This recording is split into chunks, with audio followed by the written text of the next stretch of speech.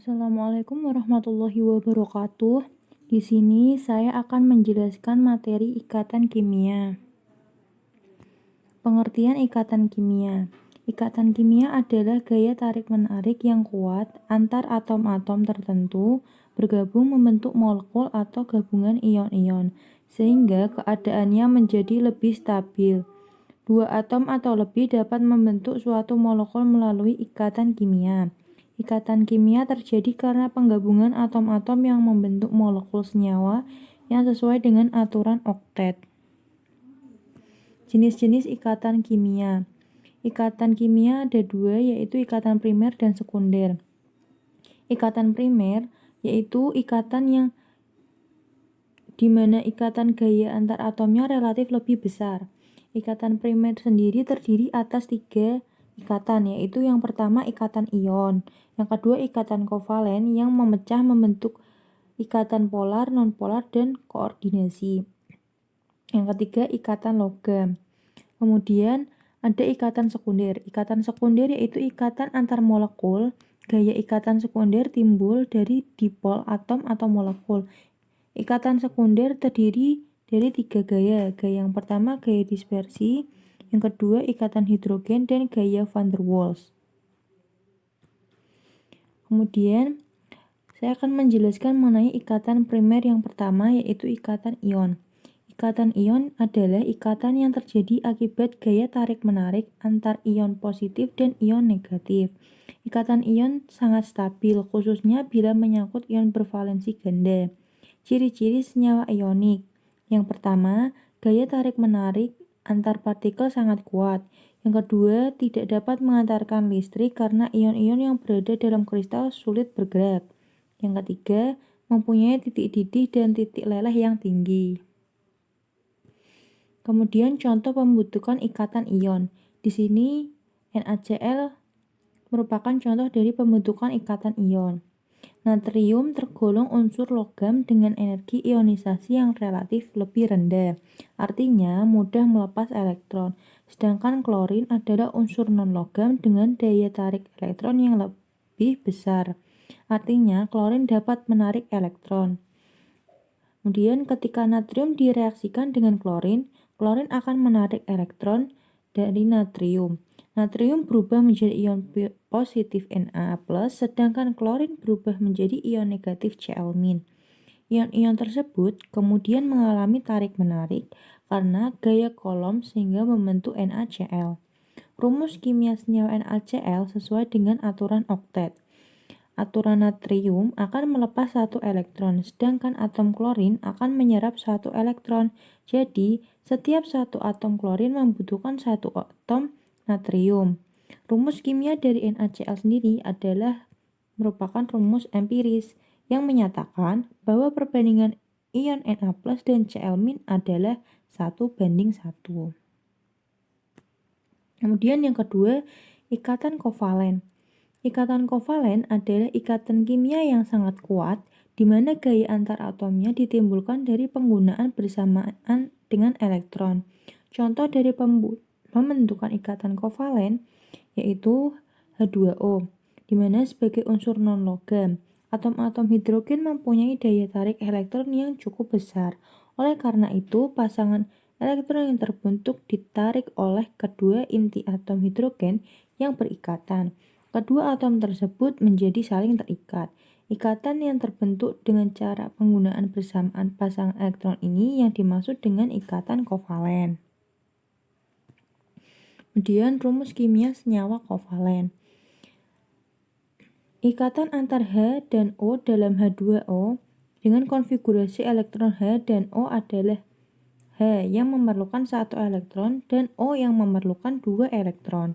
Agar atom O dan H mengikuti kaidah oktet, jumlah dari atom H yang diberikan harus menjadi 2, sedangkan atom O yaitu 1, sehingga rumus molekul senyawa adalah H2O. Kemudian struktur Lewis dan rumus struktur senyawa kovalen. Struktur Lewis adalah diagram yang menunjukkan ikatan-ikatan antar atom dalam suatu molekul. Struktur Lewis digunakan untuk menggambarkan ikatan kovalen dan ikatan kovalen koordinat. Rumus struktur diperoleh dari rumus Lewis. Setiap pasangan elektron ikatan pada rumus Lewis digambarkan dengan sepotong garis. A. Ikatan kovalen polar. Ikatan kovalen polar adalah ikatan kovalen yang pasangan elektron ikatannya atau Pi-nya cenderung tertarik ke salah satu atom yang berikatan. Senyawa kovalen polar biasanya terjadi antar atom unsur yang beda elektronegatifannya besar dan mempunyai momen dipol untuk molekul asimetris. Contohnya NH3, PCl3, H2O, HCl, HBr, SO3, N2O5, Cl2O5. Yang B, ikatan kovalen nonpolar. Ikatan kovalen nonpolar adalah ikatan kovalen yang pasangan elektronnya atau Pi-nya tertarik sama kuat ke arah atom-atom yang berikatan. Senyawa kovalen nonpolar terbentuk antar atom-atom unsur yang mempunyai beda keelektronegatifan 0 atau mempunyai momen dipol sama dengan 0 atau mempunyai bentuk molekul simetri. Contohnya F2, Cl2, Br2, I2, O2, H2, N2, CH4, SF6, PCl5, dan BCl3. Ikatan kovalen koordinasi yang C, yaitu ikatan kovalen yang terbentuk dari pemakaian bersama elektron yang hanya disumbangkan oleh satu atom, sedangkan atom yang lainnya tidak menyumbangkan elektron. Contohnya pembentukan senyawa NH3Bcl3. Yang ketiga yaitu ikatan logam. Ikatan logam adalah ikatan kimia di mana gaya antar atomnya terbentuk karena penggunaan elektron bersama-sama, tetapi tanpa memiliki arah yang tertentu. Ikatan logam terjadi karena adanya delokalisasi elektron. Sebagaimana telah diketahui bahwa unsur logam mempunyai sedikit elektron valensi, sehingga kulit terluar atom logam relatif longgar. Kejadian seperti itu memungkinkan elektrovalensi dapat berpindah-pindah.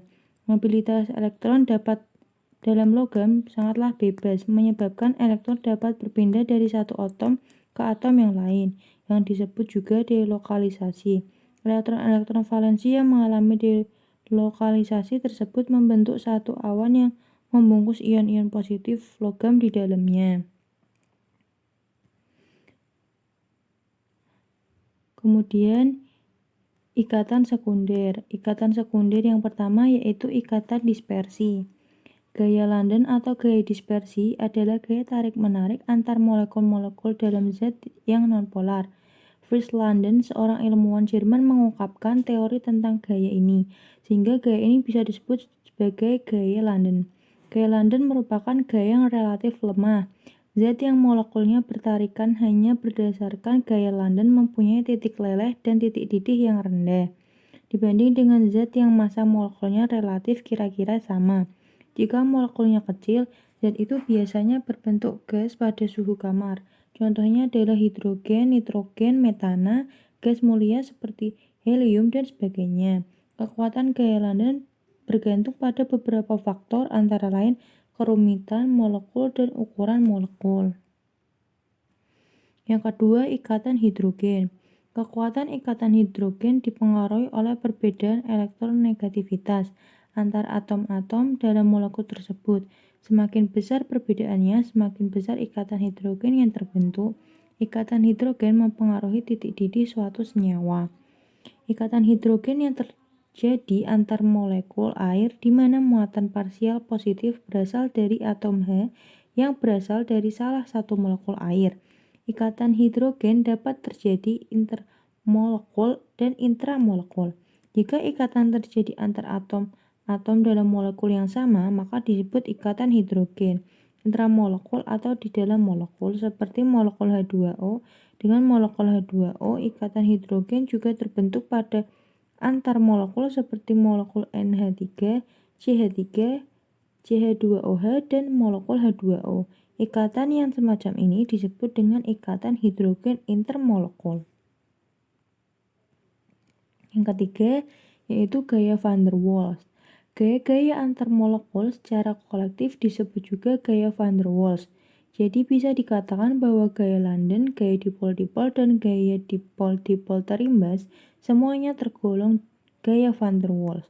Perbedaan gaya antar molekul dalam suatu zat berikut, yaitu yang pertama, istilah gaya London atau gaya dispersi digunakan jika gaya antar molekul itu salah satunya yaitu zat yang nonpolar, misalnya untuk gas mulia, hidrogen, dan nitrogen.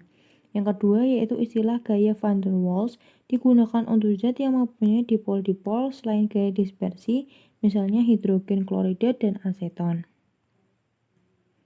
Sekian presentasi dari saya, kurang lebihnya mohon maaf. Wassalamualaikum warahmatullahi wabarakatuh.